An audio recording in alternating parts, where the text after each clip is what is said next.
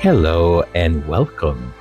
I hope you're having the most fantastic day or evening or whatever time it is. I hope whatever time it is that you are having a wonderful time. And welcome to Majesty Sussex Report. I'm Antonio, and thank you for spending some of your time here with us. If this is your first time, do give us a tryout. It's like a car, take it for a ride. And if you do enjoy the podcast, do subscribe, press the thumbs up button, leave a comment, and be part of this little engine growing community that we've got here. So thank you to all of my subscribers, folks. Thank you. I can't keep thanking you enough. And I see that we continue to grow, which is great. And you folks, please continue to, give the thumbs up and leaving your comments. I really appreciate them. I read all of them, and I think we are really having a cool conversation over Endgame. And I love it. I really, really do. So thank you for all those that are consistent in leaving messages. You are awesome, because I'm getting used to seeing your handle. Thank you once again. It means a lot to me. Well, you know what? Why don't I give you folks a quick shout out? And I am going to mispronounce your handle, so don't get mad. But I will mispronounce it, or I will turn it into Spanish, because that's what I usually do. So, April May, thank you. Trini Love, thank you. HJ said, thank you. Claire Sefontine, merci, thank you so very much. I think I'm mispronouncing that, or I'm seeing my letters kind of weird. So do forgive me once again. Esmeralda Larake, hello and thank you. Denise 793, thank you. Elaine Piersman, thank you. Marcia Delvi, merci. Mariette Chilibo, I think. And I don't know why I want to say that in French, like Marie Chilibou. Thank you, merci. Kelly UV, Connie Bomber. Every time I say your name, Connie, your handle, because I've heard Baron say it so many times, it's like Pavlov's dog. I'm kind of like, I have it in my head, and every time I see Connie Bomber, I'm like, Connie Bomber. And I was like, listen, buddy, you're not Baron, so shut up. Anyways, Connie, thank you. Bienvenue. Amber 4980, thank you very much. Matilda Desunloye, I hope I'm pronouncing that at least close enough. Thank you. Angela Simmons, thank you very much. Esibo Diwa 5354, thank you. TCC Sun 644, thank you. Diana Flanders 4096, hello and thank you. Lydia Washington 6923, Lydia, thank you. You're awesome.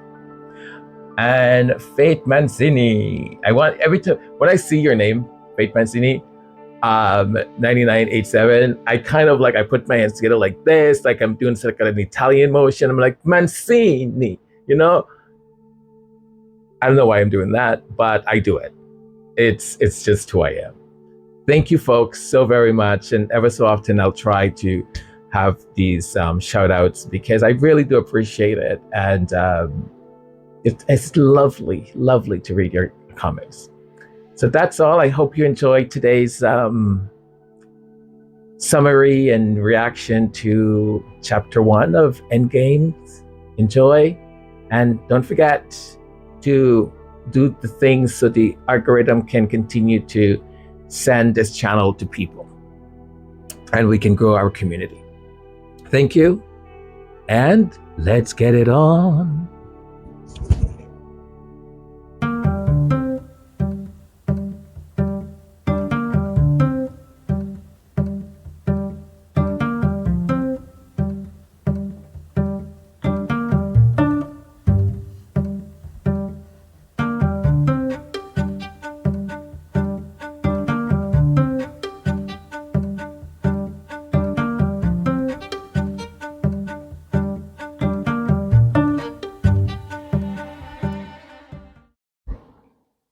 Chapter 1: The Queen and the Piper, Elizabeth II's Final Days. This chapter begins by describing the daily routine of Pipe Major Paul Burns, the Queen's piper whose task was to play the bagpipes every morning at 9 a.m. outside Her Majesty's quarters. However, on this particular foggy autumn day, his session was delayed by 30 minutes due to the Queen's need for rest, signifying her ailing health. This day, the Queen engaged in important duties, including meeting with Boris Johnson to accept his resignation as Prime Minister, and then with newly elected party leader Liz Truss to grant her permission to form a new government. Despite her health struggles and advice from her courtiers, the Queen insisted in fulfilling these duties herself. The narrative conveys the Queen's professionalism and dedication to her role, even amidst physical challenges. Pipe Major Burns is described as the Queen's 13th piper, a role with the lineage dating back to Queen Victoria's time. Hailing from Ingleby or Ingleby, Barnwit, Burns is portrayed as a dutiful and honored man fulfilling his dream job. The scene of the Queen's final days, highlighting her steadfast commitment to duty and the poignancy of long-standing royal tradition amidst her declining health. The chapter delves into the history of the tradition of the royal piper. The origin dates back to Queen Victoria's visit to the Scottish Highlands, where she was captivated by the sound of the bagpipes and decided to have her own piper. Angus Mackay was sworn in as the first official piper to the monarch, a tradition that has been maintained since then. Each piper serving under Queen Elizabeth II, often nicknamed Pipes, developed a friendly rapport with her, marked by jokes and cheerful banter. The chapter shares I have issues saying this word. Anecdotes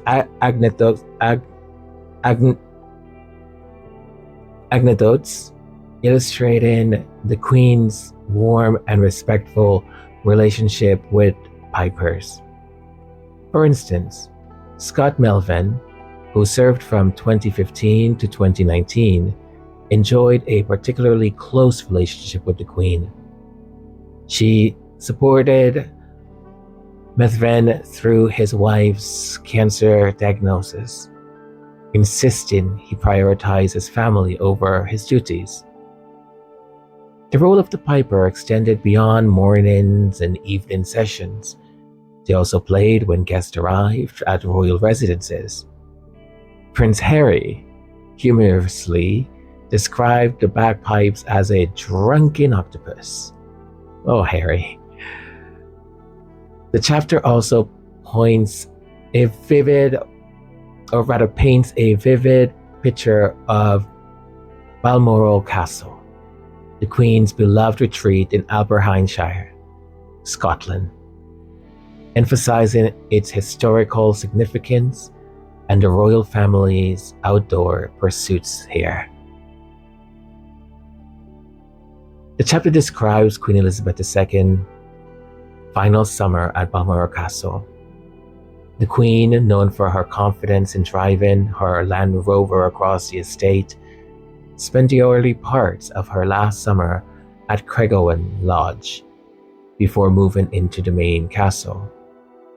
The chapter vividly depicts her intimate connection with the estate and her adaptability in navigating its rugged terrain. Close aides, including Page Paul Wybrew and Sergeant-at-Arms Barry Mitford, kept her company, particularly after Prince Philip passing. Angela Kelly, her personal assistant and fashion designer, played a crucial role in her daily life, especially during her battle with COVID-19 in February 2022. You know, Angela Kelly is sort of an interesting, I don't want to say case, but interesting situation, I guess, because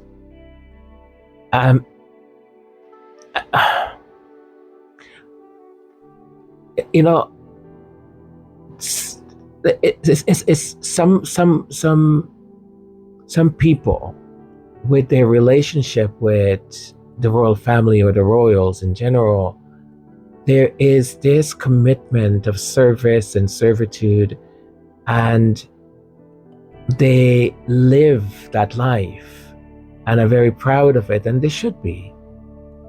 But at the consequence, I think, of their own life, and maybe the person doesn't want to, right? I'm reminded of, if any one of you who've watched Queen Charlotte, the Bridgerton story, and Brimley in the story, he's sort of like Prince Charlotte's right-hand person. And, you know, he meets her for the first time. He becomes attached to her, basically. I mean, he's there to serve her also. And Prince Charlotte, the series, goes back and forth between present day, where she's older, and when, you know, in the past, where she is young and she's just met this king and she's marrying. And when she's older, she looks at Brimley and she says, this is, you know, Queen Charlotte. She goes to Brimley, she goes, something to the regards of, do you not have a family, or did you ever not want to have a family? And he sort of looks at her with this perplexed look, like, have you not been here with me? So he sort of responds back and he said, well, ma'am, what time would I have? Who would want to be with me? This is my life, to be here to serve you and the king. And I mean, the sad part of that story also is that he did have romance. He was with Reynolds, the right-hand person for the king. And they had a relationship. It was secretive and hidden and all of that. And it has a very sad ending. I mean, I've never been so, I think, upset and angry at Shonda Rhimes, because I wanted them to be happy. They had gone through so much, the two of them, and it's sort of interesting how the two stories of Queen Charlotte and King George, you know, the Mad King George, and these two queer people who are, you know, have to hide their feelings for each other and so on. And it's just so tragic, because both stories are tragic, but at the same time, it's so beautiful. If you really want to watch something that is going to give you a good cry, I think Queen Charlotte, the Bridgerton story, is pretty good. especially the last episode. Um, so it sort of reminds me of that, right? Because what I'm thinking of is like the queen passed, and in this chapter they talk about how Angela Kelly has been her confidant. She's been there for the queen all the time. Like they know each other very, very, very, very well. So the queen passes, and you would think there would be some kind of respect for Angela Kelly, and the king just kicked her out, right? And I mean, allegedly, and I don't mean to use such simplicity in the experience, but it's like she wasn't given like a nice house somewhere on one of the estates or something to live out her years. It was just like, okay, well, you served the queen is dead, and now we don't have any need for you. Goodbye. And you spent your years, like your good years, if you want to call it that. But it's interesting, and it's interesting the type of person also that would be able to do that. I'm reminded also of that series. I don't. It's not coming to my brain right now, but it's written, I think, by, I think his last name is Fellows, and I think they did two movies also. There was a series. They own an estate in the UK. Oh my gosh, I can see everything. I can see the intro to it and everything, but the name is not coming. And I'm sure some of you are screaming it right now. But anyways, but having, those people who are there to serve them, and their lives revolve around these people. It fascinates me. So the summer was peaceful, with the queen enjoying outdoor activities despite mobility issues. She maintained her routine of overseeing government papers and fulfilling her duties diligently, though her schedule was adjusted to accommodate her energy levels. Family visits, including those from Prince Edward and Sophie, Countess of Wessex, and Prince William's family, were a significant part of her summer. The Queen also hosted Reverend Dr. Ian Greenshield in what would become her final weekend. The Queen's resilience and commitment to her responsibilities amidst her health and challenges, as well as the warmth and support of her family and close aides during her final days. In this chapter, it continues to describe Queen Elizabeth II's final days at Balmoral, where she had invited Reverend Dr. Ian Greenshield to spend the weekend. So he visited the Queen shortly after her passing. Well, he visited shortly after her passing, and he reflected on her remarkable memory and warmth, and the conversations that they had about Scotland and Balmoral, a place of great peace and comfort for her.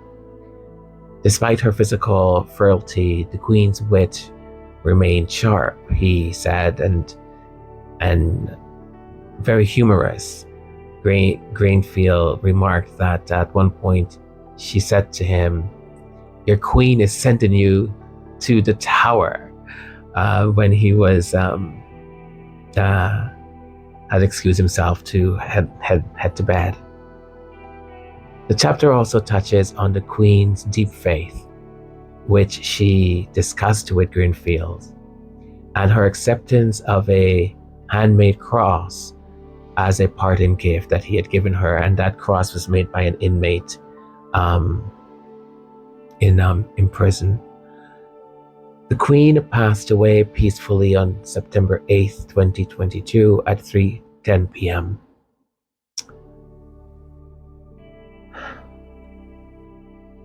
with her eldest children, Princess Anne and Prince Charles, by her side. Other family members, including Prince Andrew, Prince William, Prince Edward, Sophie, Countess of Wessex, and Prince Harry, arrived shortly after to spend private moments with her. That evening, the family divided for dinner, with Charles and Camilla dining with William, and the other family members dining together at Balmoral. The chapter sort of concludes by noting the significance of the Queen's passing in Scotland, her ancestral home, and the commencement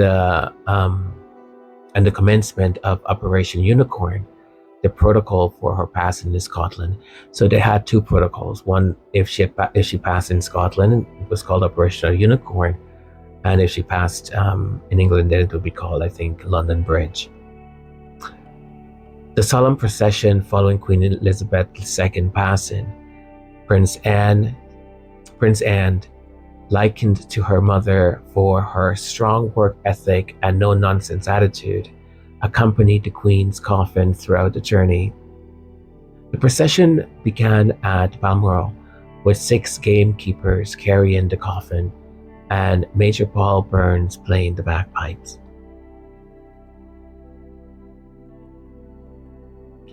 The coffin travelled through Scotland to Edinburgh, where a ceremony was conducted by Reverend Dr. Ian Greenshield. Princess Anne continued to escort the coffin, highlighting her stoic presence during this national mourning period. The chapter details the Queen's final journey from Scotland to England, originally planned for the royal train but changed to a flight for security reasons. Each element of the ceremony, including the flowers on the coffin, held significant meaning. Princess Anne role in accompanying her mother on her final journey is emphasized, as is the nation's response to the Queen's passing, with over 400,000 people paying their respects. The chapter concludes with a mention of the global attention this event garnered, including the visit from President Joe Biden and First Lady Jill Biden. The events surrounding Queen Elizabeth II's funeral on September 19, 2022, the Queen's grandchildren held a silent vigil beside her coffin, a poignant and deeply symbolic act.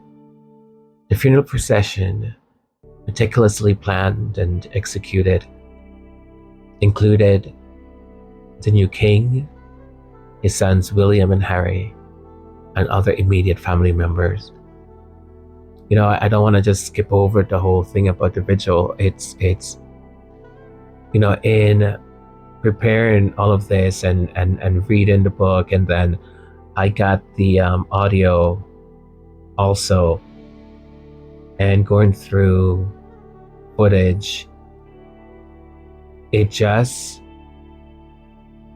you back, and it's so weird because I'm a third person. I'm just a sort of a bystander looking into these people's lives and what we were able to see or what we know, and knowing the pain that Prince Harry likely was going through. You know, that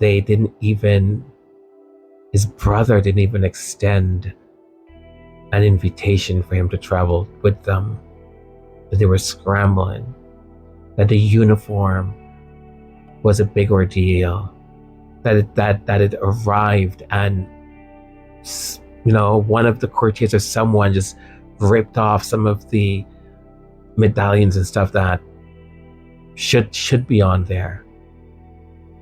It's like the toxic environment and the people who wield this power at a time when someone's grandmother, that's their granny, that's his granny, who in many ways was like his second mother, when Princess Diana passed. It's just weird, that whole thing, and watching how they were treating Meghan also. These they were like mean girls, Like, did Kate really think that the way she was behaving was I mean, I'm sure her fans loved it and they think she was classy and all of that, but people who have thinking brains and eyes that truly can see and emotions, if it was even if it was the opposite, right? And let's say Meghan had the upper hand or something and she was the one doing this stuff, I would still be mad about it. I would still be like, what are you doing? That's not a human being, that's a person. And the whole thing about, oh, Meghan was acting, her tear, how convenient. Listen, man, I went to the funeral of, I don't want to say it. Anyways, it was at the funeral of a person that didn't know, that there was pain for me behind some of the actions that they took. And I started bawling because I didn't know this person well and they didn't know me well either. But we had influence on each other's life. So, at the birth of a child, at the passing of someone, there's a human connection and energy, I think. Joy, of sorrow. And to see them behave that way, it was just heartbreaking. And to be doing it again, yeah, sometimes it's a little bit emotional. I'll be honest. And if I can get emotional over being a third person, a bystander, I can't just fathom what Harry and Meghan must have felt at a time.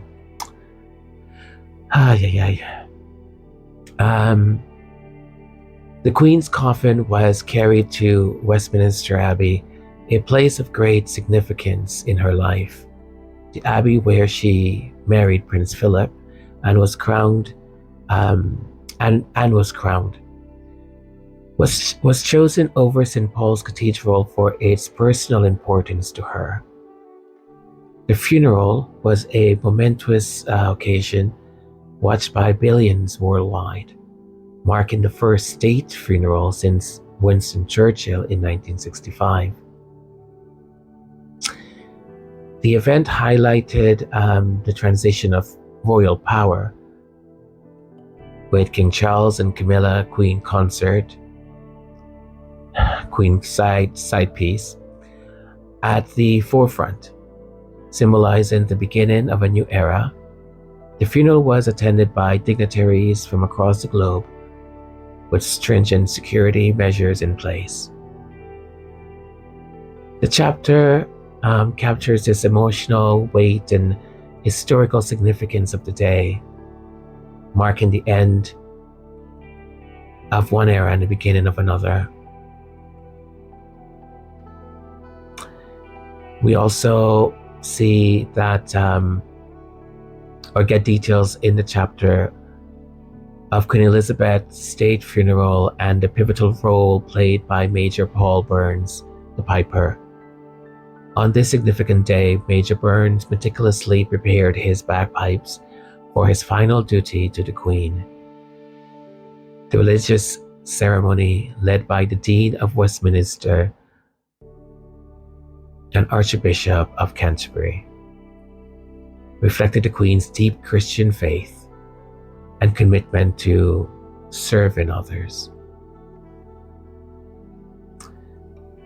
The chapter vividly describes the procession from Westminster Abbey to Windsor, capturing the emotions and solemnity of the moment.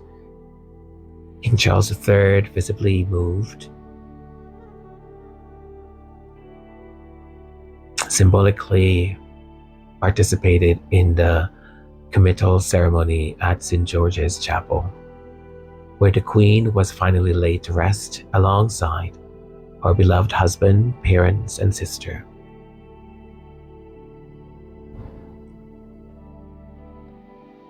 The chapter poignantly encapsulates the end of her era and the beginning of King Charles, marking a transition from the Queen's public life to her final private resting place, and reaffirming the continuity of the royal tradition under King Charles III. You know, this chapter was short, but it had quite a lot of emotion to it, I think. And Homais did a great job, and as did in this entire book, did a great job of describing certain, putting you there. I mean, I found myself, when I read it for the first time, getting quite emotional about it, because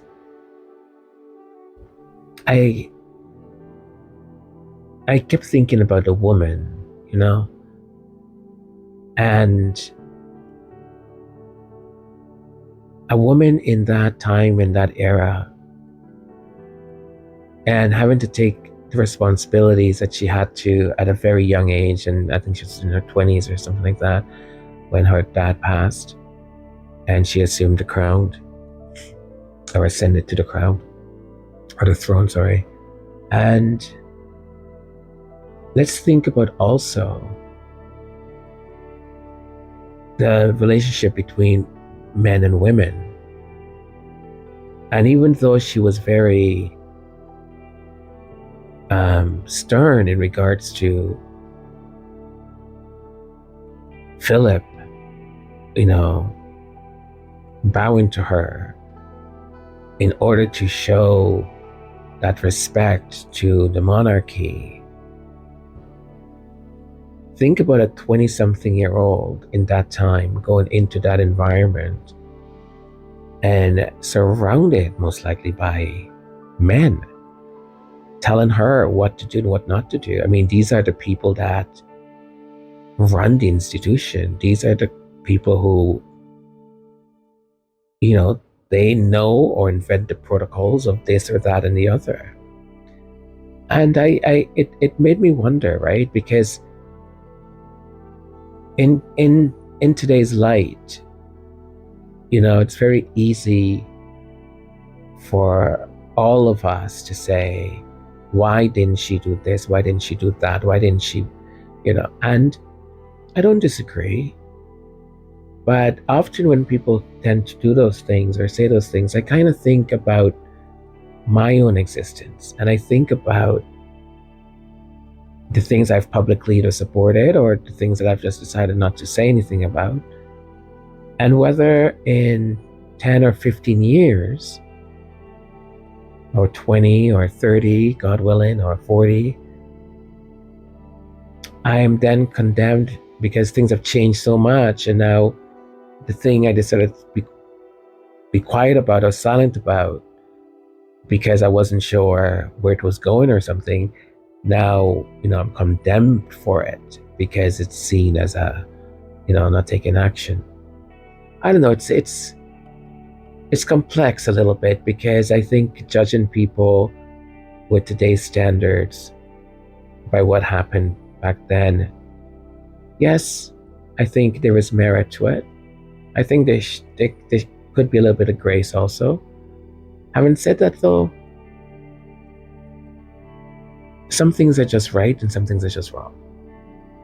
And that is where I wonder. I wonder if she ever looked at the Commonwealth and looked at the empire and kind of thought, yeah, you know, I'm superior.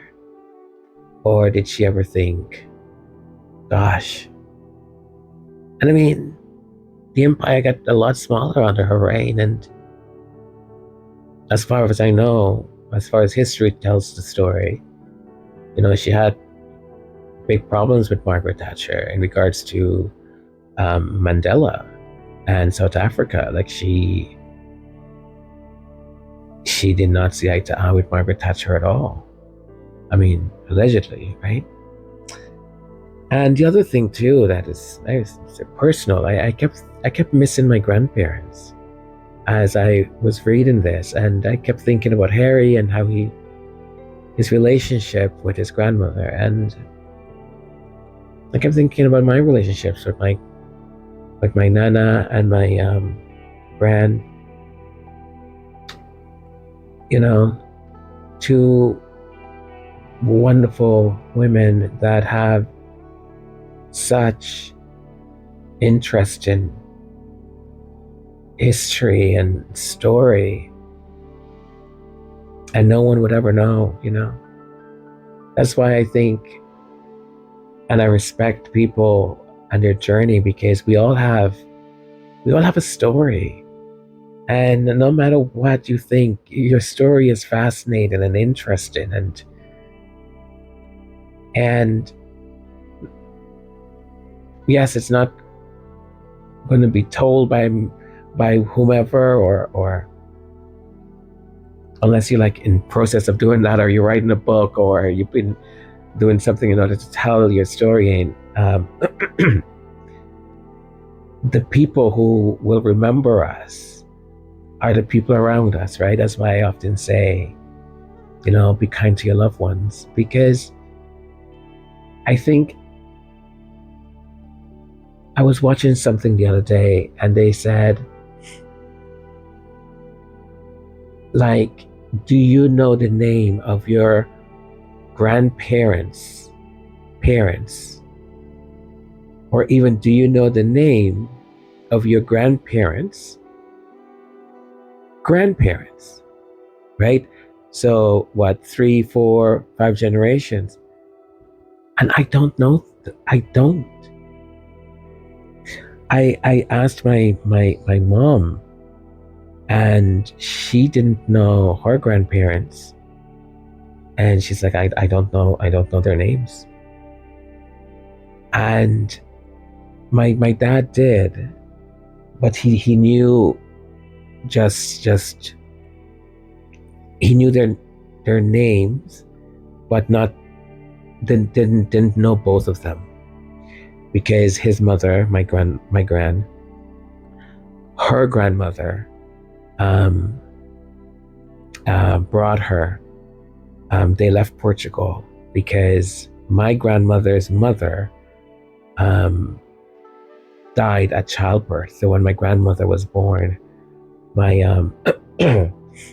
her mom passed, and her grandmother decided to, so they tell the story, decided to basically run, I guess, because my great grandmother, she had gotten pregnant, and this man, this boy,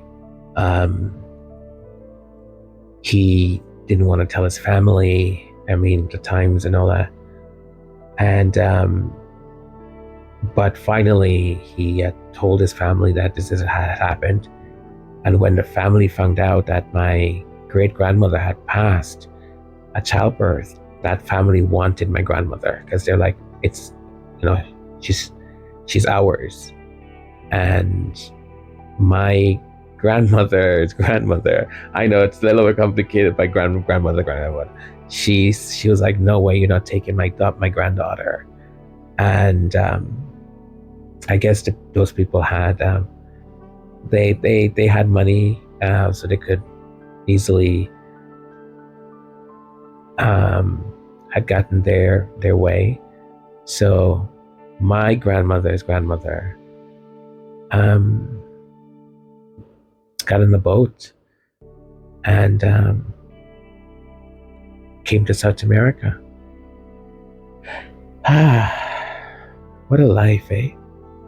Anyways, folks, that's it. That's chapter 1, and yeah.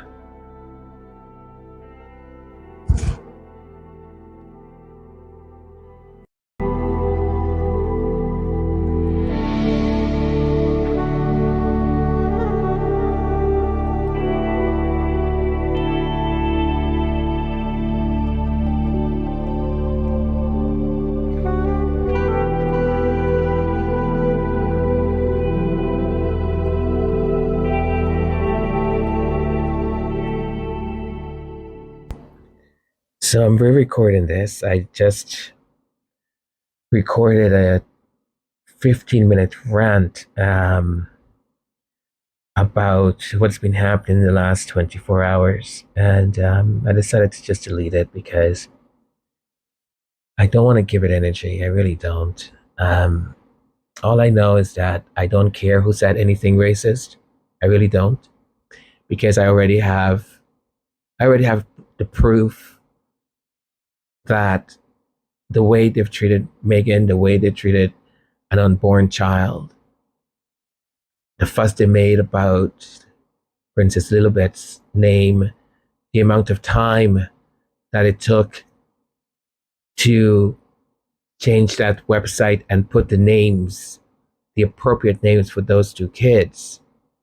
I already have everything I need in order to form a intelligent opinion about the people who are facilitating all of this hate.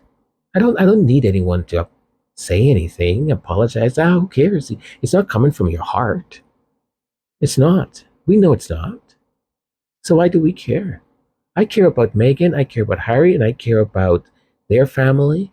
I care about them being safe. They're out of that place. They have like better security than they had when they were in New York, because I am sure what happened in New York that last time is not happening again ever, right? So I'm gonna try not to go into another rant again, because I can feel myself getting all getting all worked up. I, you know, it's said many a times, and I'm sure most of you have heard this. When Maya Angelou has said, when people show you who they are, believe them. Believe them. You know, those people that have facilitated all of this stuff, they're not well.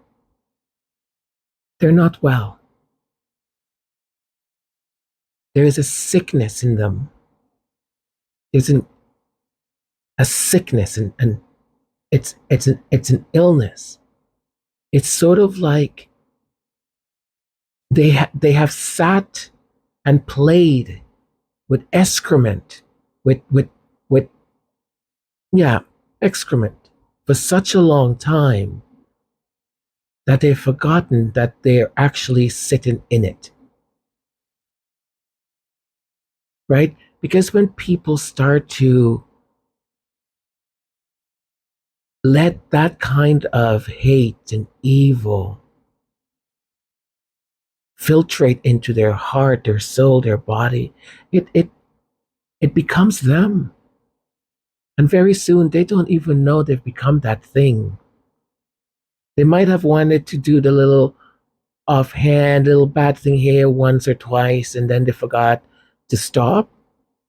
You know, it's literally like they're sitting in shit.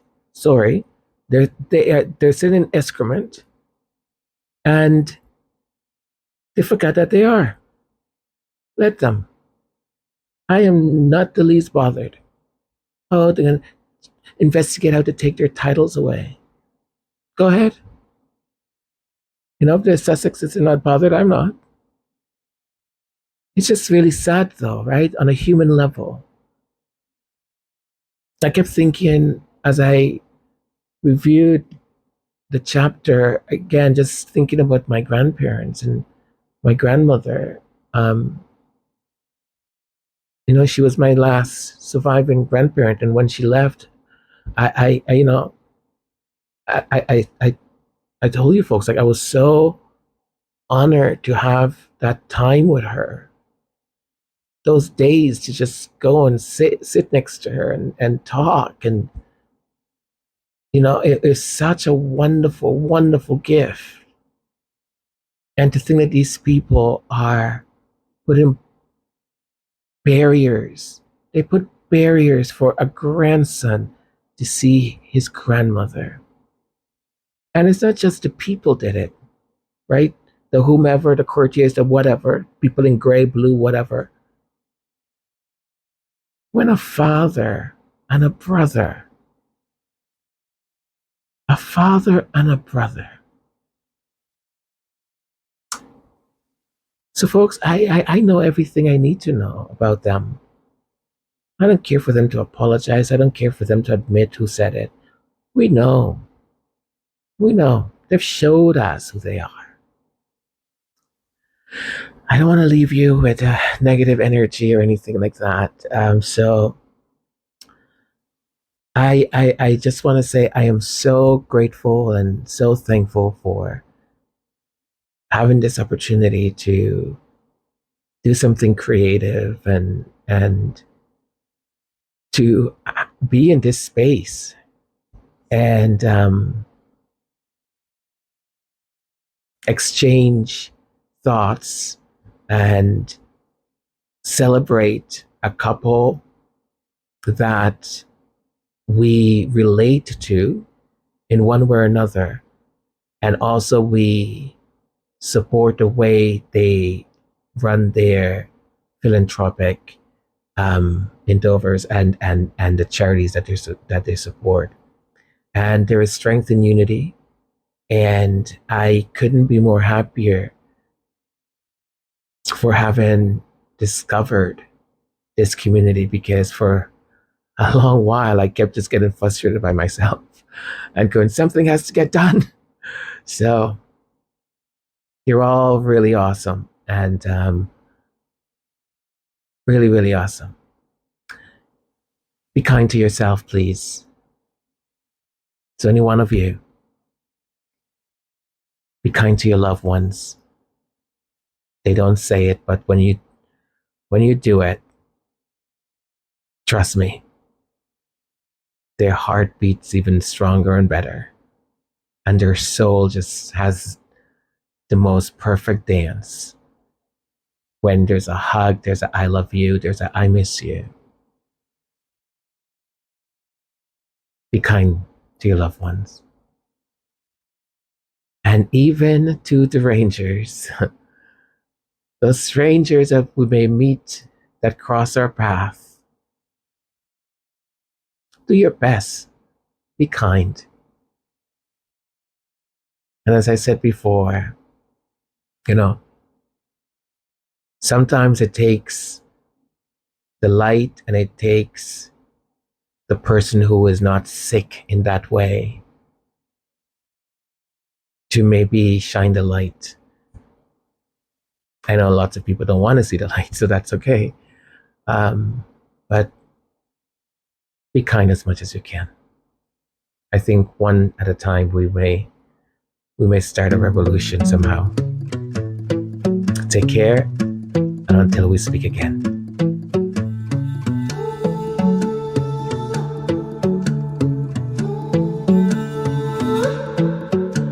Get on your feet, this sights to see, rolling